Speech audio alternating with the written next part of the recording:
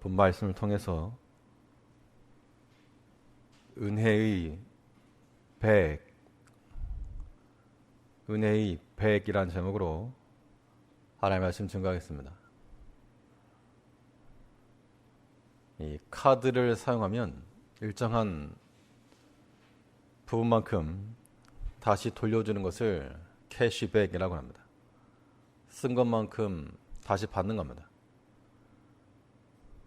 은혜의 백이라고 하는 말도 우리에게서 나간 은혜가 우리에게로 다시 돌아온다는 그런 의미로서 은혜의 백이라는 제목을 잡았는데, 우리가 알아듣기 쉽게 말하면 빠꾸입니다. 빠꾸. 우리가 하나님의 은혜를 받고 또 그 은혜를 베풀게 되면 마치 벽에 공이 튀어서 다시 돌아오는 것처럼 잡아당긴 고무줄이 되돌아가는 그러한 탄성이 있는 것처럼, 이 하나님 은혜에도 그러한 탄성의 힘이 있어서 우리에게서 나간 그 은총이 반드시 하나님의 약속에 근거하여 우리에게로 돌아온다는 겁니다. 우리는 그걸 믿고 사는 백성들이 되어야 됩니다. 그걸 하나의 혜택이라, 혜택. 캐시백이라고 하는 혜택을 모르는 사람도 있겠지만 모르면 못 쓰는 겁니다. 근데 알면 이것저것 다 활용할 수 있는 것처럼 하나님의 은혜가 우리 가운데 다시 돌아오는 것을 아는 백성들은 얼마든지 꺼내서 쓰고 얼마든지 은혜를 베풀고 어차피 도로 받으니까. 그렇다면 이 은혜의 이 유턴을 이뤄내는, 은혜의 백을 이뤄낼 수 있는 그 가능성이 무엇인가? 우리가 하나님 은혜로 충만한 삶을 살아가려면 우리가 어떠한 모습을 가지고 살 것인가? 오늘 본 말씀을 통해서 살펴보려고 하겠습니다. 먼저 첫째로는 우리가 하나님의 임재 가운데 있을 때 하나님의 은혜가 다시 돌아오는 겁니다. 하나님의 임재 가운데 있을 때 하나님 은혜가 돌아오는 이유는 모든 은혜의 근원이 하나님이기 때문에 하나님께로 다 돌아온다는 겁니다.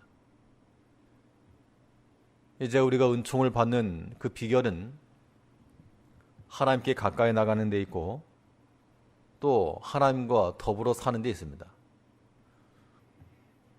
하나님의 임재하심이라고 하는 게 뭘까? 하나님의 임재함의 그 특징은 하나님께서 우리 삶의 주인이라고 하는 그 사실을 인정하는 것에 있습니다. 하나님 임재 그러면 성령 받아라 그렇게만 말하지 않고 내 삶의 주인이 하나님이시라고 하는 이 지극히 기본적인 사실을 인정하는 것에 있다는 겁니다. 우리가 하나님을 어떻게 하는가? 하나님을 누구로 아는가라고 하는 것이 중요한데, 우리 보통 하나님의 이름을 압니다. 하나님 이름을 알고 또 성경의 스토리를 알고 또 신구약에 있는 내용들을 알고 하나님을 그래서 안다라고 말합니다. 근데 거기서 안다라고 하는 것이 마치 얼굴 정도 아는 동네 주민으로 알고 있다면 그것은 바로 아는 게 아닙니다. 우리는 하나님을 알되 우리의 보호자시오, 나를 다스리시는 통치권자이신 우리의 왕으로, 우리의 주권자로 하나님을 모셔야 됩니다. 이것이 하나님의 임재 가운데 거하는 길이 되는 겁니다. 아니, 하나님을 그냥 동네 이웃으로만 알게 되면 나와 전혀 관계없어도, 나와 일면식 대화 없어도 살아가는 그런 존재라 그러면 하나님의 임재 가운데 들어갈 수가 없는 겁니다. 근데 그 하나님이 나의 아버지시오, 내 필요를 주시는 자시요 또한 나를 다스리시는 통치권자라고 하는 이러한 기본 사실에 입각해서 그 사실만 우리가 생각을 해도 뭐 하나님 떠나서 살 수가 없는 겁니다. 이제 우리가 하나님의 임재를 경험하는 것은 다름 아닌 내 인생의 주인이 하나님이시고 나만 하나님이 아니고 우리의 가정과 교회와 또 나라와 이 모든 것의 주권자가 하나님이시라고 하는 그 사실 가운데 있어야 됩니다. 오늘 본문에 보면 이 보아스가 추수하는 일꾼들과 더불어 함께 이야기하는 그런 내용들이 나오고 있는데요.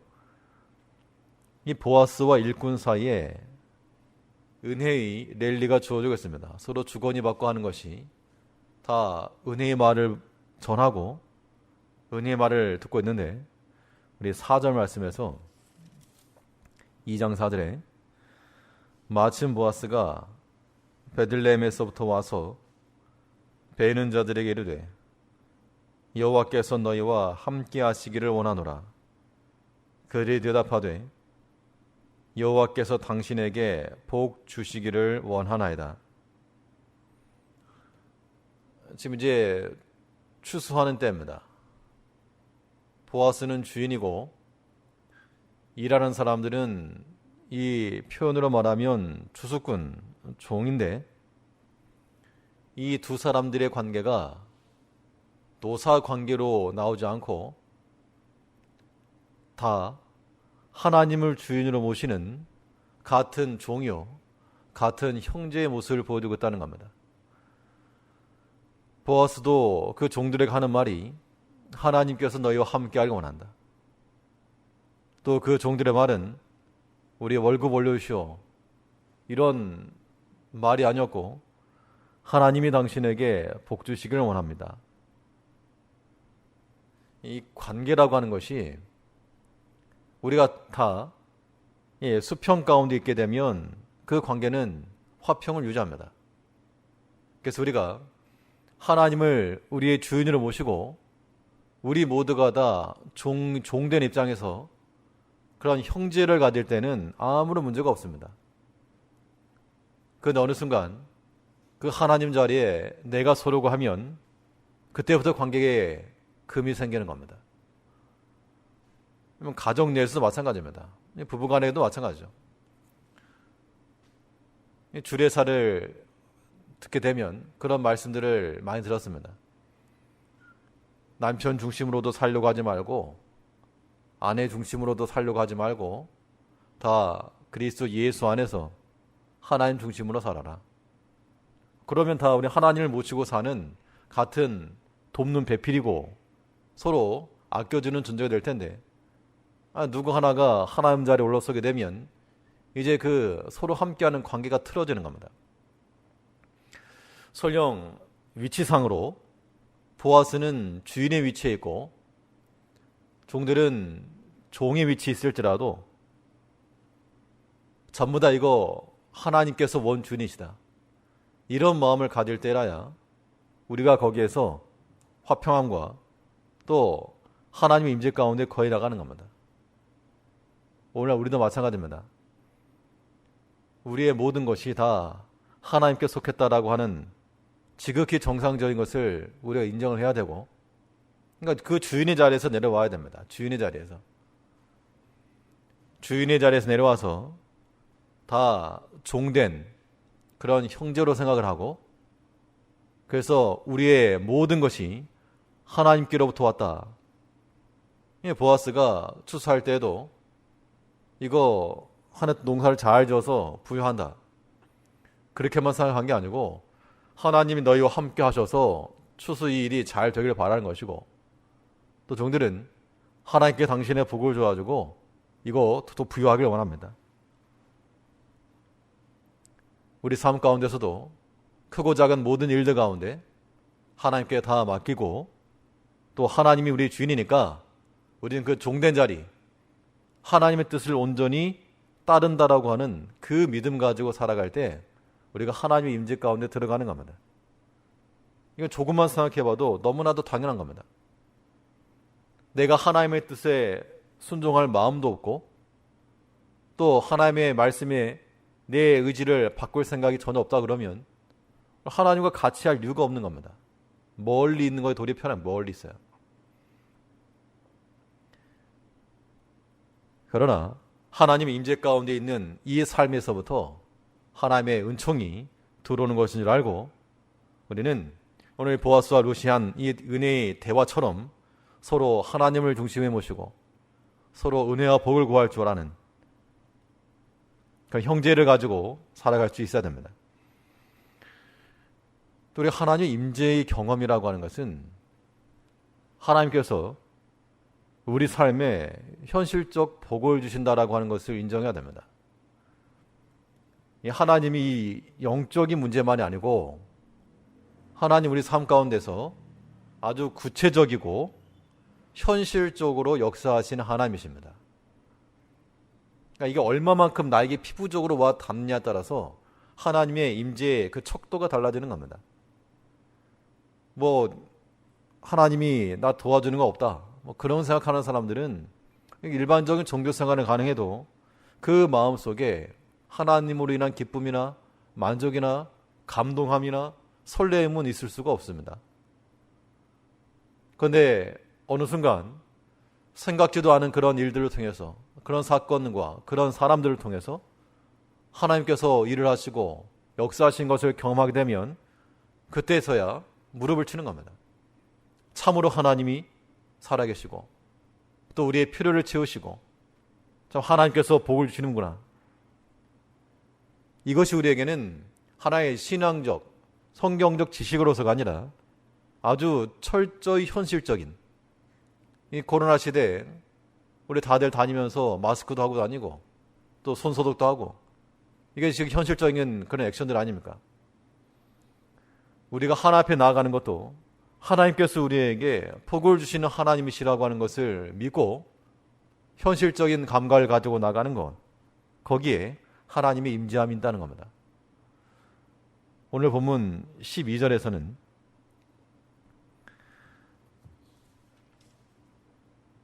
여호와께서 내 행한 일을 보응하시기를 원하며 이스라엘의 하나님 여호와께서 그 날개 아래 보호를 받으러 온 내게 온전한 상 주시기를 원하노라. 보아스는 이미 추수함을 통해서 넉넉합니다. 자기 수중에 있는 것을 조금만 덜어주어도 룻에게는 충분한 은혜거리가 됨에도 불구하고 이 보아스가 룻에게 하는 말은 하나님께서 내게 복 주시기를 원하고 상 주시기를 원한다 그 이야기입니다. 만일 우리의 어떤 선택을 통해서 두 가지 길이 있는데 내가 어느 것이라도 선택을 할 수 있는데 한쪽을 선택하는 것이 더 많은, 더 좋은 것이 있다 그러면 그걸 택하지 않을 사람이 없을 겁니다. 아마 길을 쓰고서라도 하나 얻으려고 명품백 하나 얻겠다고 그 문 앞에 줄 서 기다리다가 셔터 올라가자마자 올라가기도 전에 무릎 굽혀서 아주 기어가지고 뛰어들어가는 그런 다 뉴스로 보셨을 것인데 우리가 하나님 안에서의 그런 축복과 은혜가 있다라고 하는 것을 그 명품백을 노리는 사람만큼이나 노린다면 우리는 하나님께로 셔터런이 아니고 하나님 런 하는 겁니다. 하나님께로 달려오는 일이 가볍고 방해받지 않고 힘써 나올 수 있는 것. 하나님이 내게 복이 되고 내게 유익하고 하는 것을 우리가 깨달을 때 가능하다는 겁니다. 이 룻에게 있어서의 복은, 현실적 복은 보리 이삭을 주스러 갔으니까 많이 줍는 게 복일 겁니다. 그렇죠? 그런데 우리가 성경적 관점에서 보는 바는 이 보리 이삭을 많이 주셔서 복이 아니고 그건 지극히 일부였고 그 눈에 보이지 않지만 하나님께서 보아스의 마음을 움직여주시고 또 이렇게 역사에 나가시는 이게 사실 더 큰 복이죠. 그때 우리가 오판하지 말아야 될 것은 우리의 눈에 보이는 것으로 이득을 얻었다. 그래서 복만이 아니라는 겁니다. 우리는 감추어진 90%, 그것을 가지고 우리는 하나님 안에서의 복됨을 인정해야 됩니다. 지금 현재적 삶에서 우리의 잘되고 못되고 강하고 약하고 그것은 10%에 불과한 10%. 그 10%를 가지고 전체라 진단하지 마시고 보이지 아니하는 90%의 하나님의 숨겨진 은총과 복이 이미 깔려 있는 겁니다. 하나님이 지켜주니까 우리가 이렇게 살아가는 거지. 그렇지 않으면 우리가 아무리 원하는 걸 추구하고 얻어도 그건 복된 삶이 아닌 겁니다. 루시 오늘 하루 종일 일해서 아주 앞치마 가득하도록 풍성이 얻었다고 해서 오늘 잘 살았다. 그렇게 말하는 거 아닙니다. 비록 그가 얻어가는 것은 별로 없었을지라도 하나님께서 그를 위해서 역사에 나가시고 또 보고 계신다면 그게 복된 인생인 거죠. 우리가 하나님의 임재 가운데 거한다는 것과 마치 같은 겁니다. 지금 내 수중에 당장 무엇인가 없어도 우리에게는 이미 90%에 보이지 않는 하나님의 복이 있다. 그걸 느끼셔야 됩니다. 그러니까 하나님 안에서의 자유를 누리는 거죠. 우리가 하나님 없이도 오늘 나 먹을 만큼 먹고 살 만큼 살았다. 그렇게 생각하지 마시고 우리가 하나님 안에서의 그런 자유와 평안함을 우리가 얻어야 됩니다. 그 자유와 평안은 어떻게 얻는다고요? 지금 내 현재적 상황만 보게 되면 10%밖에 안 되기 때문에 90%의 마이너스인데, 그런데 보이지 않는 부분에서 하나님께서 90%의 복을 이미 주었다는 겁니다. 그걸 믿는 사람들은 하나님 안에서의 자유와 평안을 얻는 거죠. 이게 하나님의 임재 가운데 들어가는 겁니다. 하나님의 임재 가운데 있을 때라야 우리가 은혜를 받는 것이고 또 우리가 베푼 모든 은총들이 다시금 은혜로 돌아오는 겁니다. 보아스가 종들에게 베푼 은혜가 그에게 돌아왔고 그가 루스에게 베풀었던 은총이 다시금 돌아온 겁니다. 복의 근원되는 은혜의 샘이 되는 하나님을 얻었기 때문에 가능했다라고 하는 겁니다.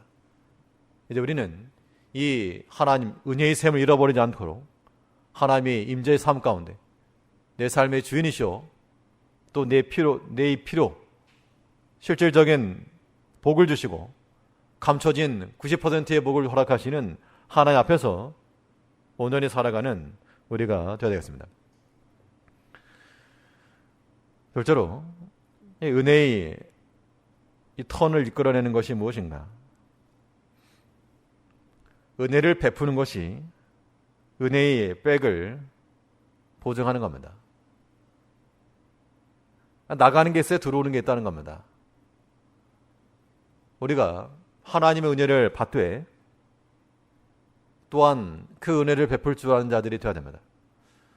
이 은혜를 베푼다라고 하는 것은 무엇인가? 필요한 자에게 필요를 채워주는 것이 은혜를 베푸는 것입니다.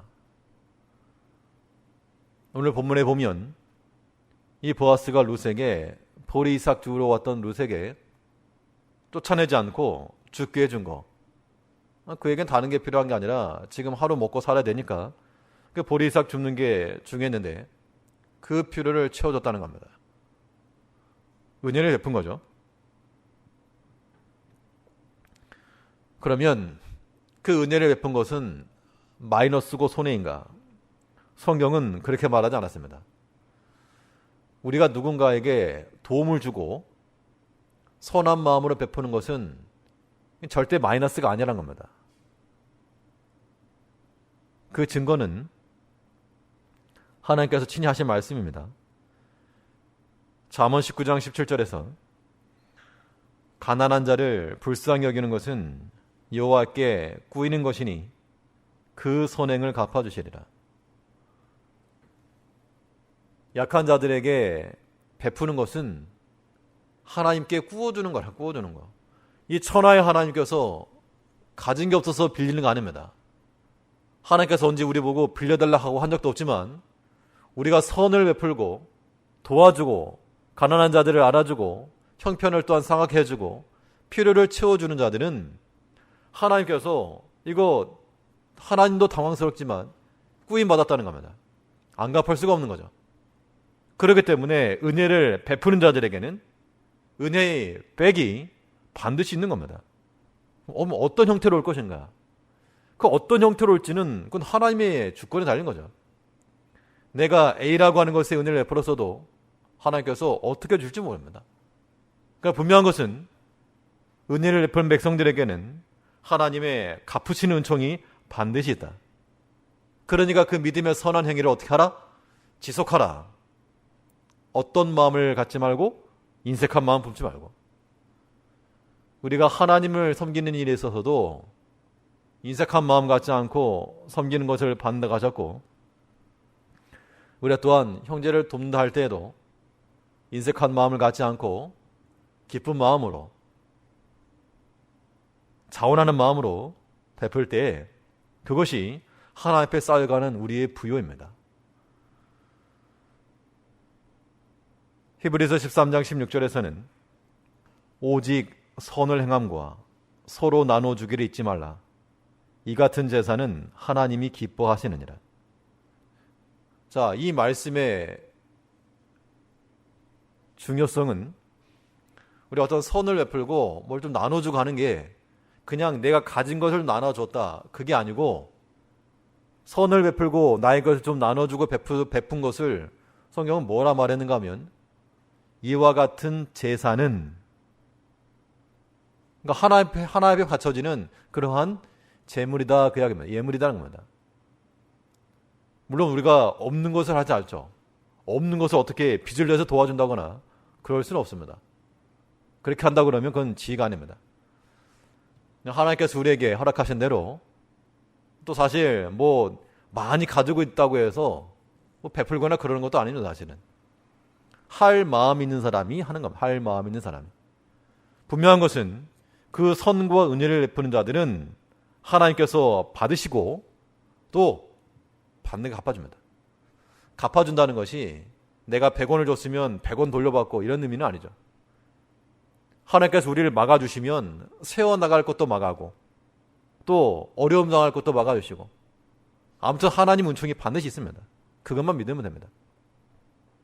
그러니까 우리는 선을 베풀고 서로 나누고 협력하는 그 일을 기쁜 마음으로 행하시면 됩니다. 은혜를 베푸는 것은 도로 돌아요. 도로 돌아와.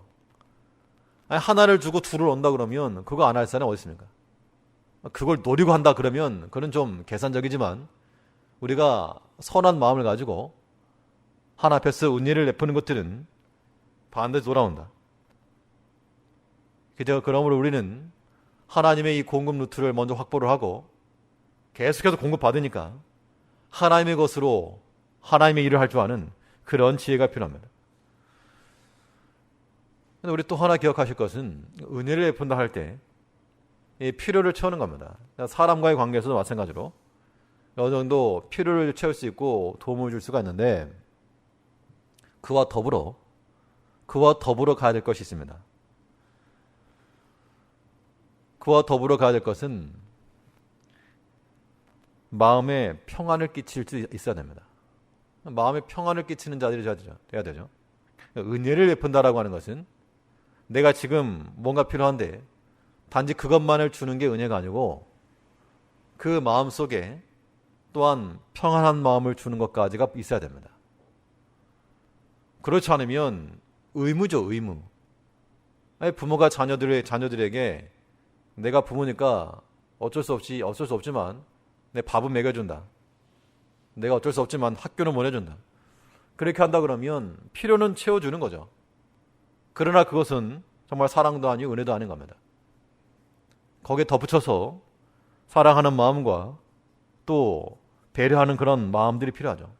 그게 이제 마음에 평안을 끼친다는 겁니다. 오늘 본문에서 좀 눈여겨볼 것은, 보아스가 룻에게 보리 이상 주는 것을 허락했습니다. 필요하니까 주워 가라고. 근데 어려운 상황에서도 열심히 살아야지, 뭐 그렇게만 말했다 그러면 이 룻 입장에서는 이 행동에 제한이 많이 있었을 겁니다. 근데 이 보아스가 먼저 룻이 요청하기 전에 이 내 밭에 있어라, 다른 밭 가지 말고 이 밭에 머물러라, 또 혼자 있지 말고 내 소녀들과 함께 같이 있어라, 또 소년들이 너를 건들지 못하도록 내가 막아놨다, 일하다 혹시 목이 마르면 저 소년들이 기로 물을 마셔라. 만약 그런 말을 하지 않았다면 어떻게 됐을까요? 먹을 수 있겠습니까? 먹으란 말도 안 하는데 어떻게 가서 먹습니까? 그러니까 그런 입장에서 생각해 보자면 우리가 어떤 은혜를 베푼다 할 때 물론 우리가 무슨 10가지, 100가지 다 대신할 수 없지만 그래도 그 마음에 평안함을 끼치기까지는 좀 생각해 줄 줄 아는 마음이 필요하다는 겁니다. 이 말씀을 볼 때마다 생각나는 것은 예전에 어떤 그 집들이 하는 집이 있었는데 언제 하니까 오란 그런 이야기를 들었습니다. 초대죠, 쉽게 말하면. 근데 그 날이 언제인지 제가 알고 있었고 기다리고 있다가 못 갔습니다. 나중에 이제 그분이 하는 말이 왜 안 왔냐고. 그랬더니 그때 제가 뭐 말씀드렸습니까? 왜 안 왔냐 그래서 제가 뭐라 그랬냐면 집을 알아야지 가죠. 집들이 하면 어디니까 오라 그래야지. 집들이 한다는 말만 하고 꼭 오라고 말을 했는데 집이 어딘지 안 가르쳐 준 겁니다. 또 모르니까 언제까지 와서 뭐 같이 오라든가 그런 말을 해줘야지 가지. 그렇지 않고 오라 그 말만 듣고 전화해야지 집이 어디냐고 물어보기 좀 그렇잖아요. 그냥 관계 속에서 그런 걸 한번 경험하면 사람의 그런 신뢰감 조금씩 깨지는 거죠. 차라리 그냥 말을 하지 말든가. 그럼 그 초대라고 하는 것이 빈말처럼 들리죠. 때문에 우리가 인사성으로 하는 말도 필요하긴 하겠지만 그 상대방은 그렇게 듣지 않을 수도 있다는 겁니다. 그러니까 그런 것이 우리에겐 조금 이 배려하는 마음, 생각해 둘 줄 아는 마음이 필요하다는 겁니다. 이 보아스가 룻에게 해주었던 이 내용들은 분명히 룻에게 필요한 것을 먼저 제공해 준 겁니다.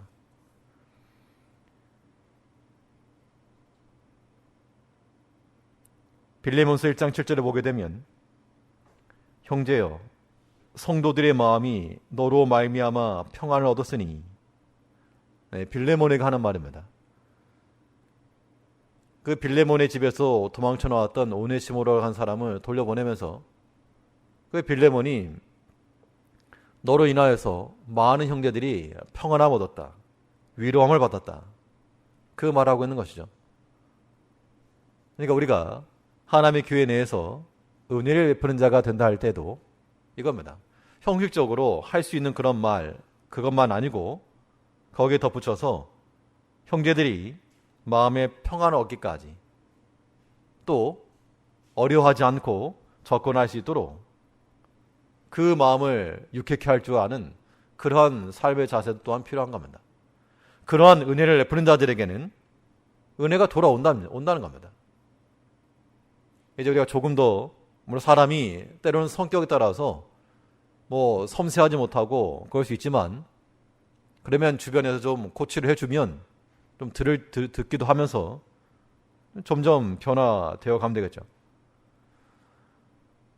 우리가 베푼 은총들이 우리에게 다시 돌아온다라고 하는 그런 은혜의 백이 우리 가운데 있기 위해서 우리의 필요를 채워지는 그런 사람들이 되고 또 그 마음까지라도 헤아릴 줄 아는 피차간에 내 입장만 알아달라 그러면 안 되고 피차간에 서로 알아주고 위아줄 줄 아는 그런 공동체를 우리가 이루어가야 되겠습니다. 첫째로 은혜의 턴을 이끌어내는 것이 무엇인가? 믿음의 행실이 우리에게 은혜를 돌려주는 겁니다. 이 믿음의 행실이라고 하는 것은 하나님의 은혜 속으로 안내하는 길잡이와도 같습니다. 우리가 악한 행위를 하게 되면 그 악한 행실은 우리를 하나님의 진노와 심판 속으로 끌고 가는 것이고 선한 행실, 이 믿음의 행실은 하나님의 은총 속으로 우리를 데려가는 겁니다. 추운 밖에 있다가 방 안에 들어와서 이불 속으로 들어가면 따뜻한 온기를 느낄 수가 있습니다. 마치 이 믿음의 행실이라고 하는 것이 우리로 하여금 하나님의 은총 속으로 들어가게 하는 겁니다. 그 하나님의 은총 속에 들어가는 것, 믿음 행실이 들어가게 한다는 거죠. 그러니까 우리가 믿음으로 행하는 것이야말로 하나님의 은혜를 다시 받는 일이 되는 겁니다. 룻이 보아스에게 묻는 겁니다. 왜 당신이 나에게 이 은혜를 베풉니까? 라고 물었더니 이 보아스 하는 말이 본문 10절에서 룻이 땅에 엎드려 절하며 그에게 이르되 나는 이방 여인이오늘 당신이 어찌하여 내게 은혜를 베푸시며 나를 돌아보시나이까? 앞에서 나는 생각도 않았는데 이 밭에서 주워라 하고 또 소년들이 길어온 물을 마시라 하고 그러니까 왜 나에게 은혜를 베풉니까? 그 이유를 물었더니 그 은혜 받는 것에 대한 답변이 11절에서 보아스가 그에게 대답하여 가로되 내 남편이 죽은 후로 내가 시므오에게 행한 모든 것과 내 부모와 고국을 떠나 전에 알지 못하던 백성에게로 온 일이 내게 분명히 들렸느니라. 내가 은혜를 받는 그 이유는 내가 행하였던 그 모든 행실, 그 모든 일들, 이게 다 믿음의 행실이죠. 믿음의 일이죠. 하나님 백성 되겠다고 그 어머니 따라온 거, 이거 다른 일이 아니고 믿음의 행함이에요. 믿음의 행함. 그 믿음의 행실이 따르니까 생각지도 않았던 그런 은총들을 받았다는 겁니다. 그러니까 우리의 믿음이라고 하는 것이 여기까지 확장돼야 됩니다. 지금 당장 눈앞에 있는 거 가지고 복이냐 아니냐 따지지 마시고 믿음에 나아가면 하나님께서 내가 지금 하나 잃어버려도 난 이게 소중하다고 생각하는데 이거 잃어버리면 끝이라고 생각해도 그렇지 않다는 겁니다. 그게 없어져야 하나님이 더 좋은 거 주신다는 얘기죠. 우리는 그 인간적 마음, 조급한 마음 버려야 됩니다. 사람의 조급한 마음이라고 하는 건 탐심이죠, 사실은. 그 탐심이 하나님의 일을 그르치는 겁니다. 하나님 일을 그르친다는 게 하나님 일이 안 된다는 게 아니고 하나님의 복을 막아서는 겁니다. 믿음의 일과 행실은 감출 수 없는 하나님 나라의 소식입니다. 우리가 어떤 일이 있어서 이걸 좀 비밀로 해야 되겠는데 이거 때로는 말하지 않을 수 없죠. 어느 한 사람에게 말해도 시간 지나면 다 알게 되어 있습니다. 말하지 말아달라고 말해도 어느 순간 자연스럽게 다 이야기 나오게 되어 있습니다. 이 믿음의 행실이라고 하는 것은 하나님 나라의 속보와도 같아서 하나님께서 기다리시는 그런 소식이라는 겁니다. 그런 자들에게 하나님께서 은혜 줄 자를 찾고 계실 때 이 믿음의 행실 있는 자들을 하나님께서 우선하여 찾으신다 그랬습니다. 성경적 증거를 가지면 이 믿음 행실이라고 하는 것이 하나님의 은혜 속에 들어가는 것뿐만 아니라 이 믿음 행실이 또한 하나님 은혜를 여는 능력이 있는 여는 능력. 어떤 구두쇠 영감이 있는데 이 지갑을 꼭 닫아가지고 그 지갑만 열면 그냥 잘 유용했을 텐데 지갑을 안 여는 겁니다. 그런데 그 할아버지에게 예쁜 손녀딸이 하나 있어가지고 와서 재롱 부릴 때마다 인상이 펴지고 지갑이 활짝 열려가지고 그때마다 술술 나간답니다. 우리가 만약 그런 걸 생각해 보자면 하나님 은혜가 우리 가운데 열릴 수 있도록 하나님의 그 은혜의 지갑을 여는 방법이 하나 있는데 그게 바로 믿음의 행실이다 그랬습니다. 히브리서 11장 6절에서 믿음이 없이는 기쁘시게 못하나니 하나님께 나아가는 자는 반드시 그가 계신 것과 또한 그가 자기를 찾는 자들에게 상 주시는 이심을 믿어야 할지니라. 믿음이 없이는 기쁘시게 못한다. 바꿔 말하면 하나님께서는 그 믿는 일을 참 기뻐하신다. 하나님의 은혜의 지갑이 척척 열리는 소리가 난다 그 얘기입니다. 우리가 지금 당장만 생각하기 때문에 우리 호주머니 닫기 바빠서 우리가 인색하면서 사는 것이지 하나님의 은혜의 지갑이 열리기만 하면 그 사람이 복된 삶을 사는 겁니다. 하나님께서 어떤 사람들을 기뻐하시고 누구에게 은혜를 베푸시는가? 믿음으로 행하는 자들을 기뻐하신다는 겁니다. 믿음을 행한다는 것이요, 좋은 거냐? 믿음을 행한다는 것이 우리 눈에 볼 때 좋은 게 아니라는 겁니다. 거기에는 희생이 따르고 수고가 따르고 때로는 비난받는 것도 따르고 아픔과 눈물도 동반해야 될 것이 믿음의 일이기 때문에, 믿음의 일이 그럼 다 좋게 생각하지만 실상 그렇지 않다는 겁니다. 그래서 많은 사람들이 가지 않는 좁은 길 되고 많은데, 하나님께서는 그 좁은 길 찾는 지혜로운 한 사람, 그 한 사람을 찾아서 은혜 주시기를 기뻐하신다는 겁니다. 이제 우리가 하나님을 만날 때 진노의 하나님, 그 무서운 하나님을 만날 것이 아니라 우리를 향해서 기뻐하시는 그 은혜의 하나님을 만나서 우리의 믿음의 행실을 통해 하나님의 은혜를 받는 우리가 되어야 됩니다. 시간이 지나면 지날수록 부인할 수 없는 것이, 사람이 사는 것이 그 사람의 탁월한 능력이 있지 않고 육체의 강건함이 있지 않고 물질의 부유함이 있는 것이 아니고 하나님의 도우시는 은총이 있다라고 하는 것을 우리가 느끼게 됩니다.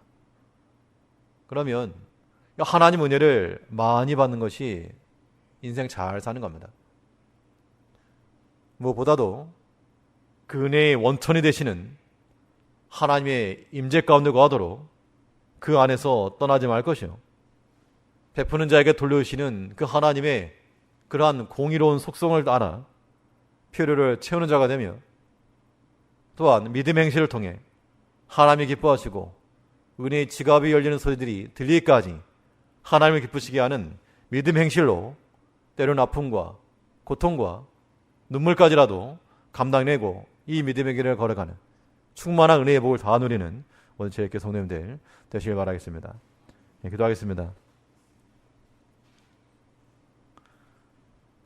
언제나 변함없이 우리를 사랑하신 아버지 하나님,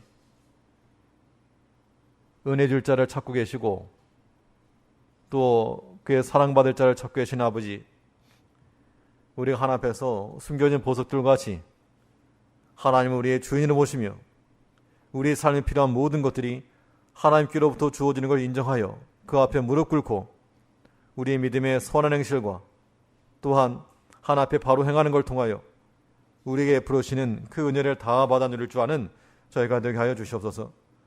하나님께서 우리에게 허락하신 모든 것을 가지고 또한 나누며 베풀게 힘쓰게 하시고 하나님께서 더 좋은 것으로 주실 것을 믿는 그 확신하는 마음을 가지고 믿음의 선한 행실을 가지고 살아갈 수 있는 우리 모두가 다 될 수 있도록 은총을 내려 주시옵소서. 우리 제일교회 모든 성도들 개인과 가정 가운데 주께서 은혜와 복을 내려주시고 육체적으로나 영적으로나 또 우리 모든 생활적인 면이 있어서나 하나님께서 우리의 또한 필요를 채워주시고 우리 또한 하나님을 섬김에 있어서 조금도 인색함 없이 기쁘고 즐겁고 자원하는 마음으로 주를 섬겨나가는 은혜의 백성 될 수 있도록 은총 주시기를 간절히 원하오며 우리 주 예수님 이름으로 기도하옵나이다. 아멘.